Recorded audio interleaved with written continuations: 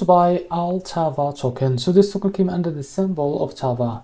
Now before we start, this is not financial advice. I'm not professional or economic expert. So before investing in any project that you find on my channel, please do your own research. And also there is a referral code down in the description. You can get free money rewards on crypto with the best referral code. Simply as goes below.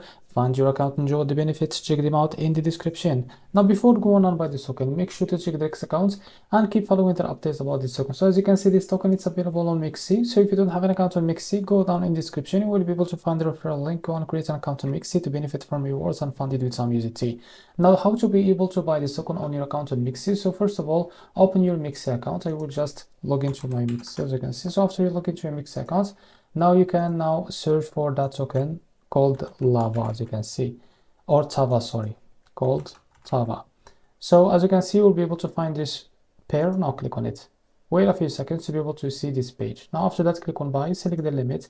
Here you can type how much you want to buy of that token. So here you will be able to see how much you will be paid of that USDT on your account and click buy tava.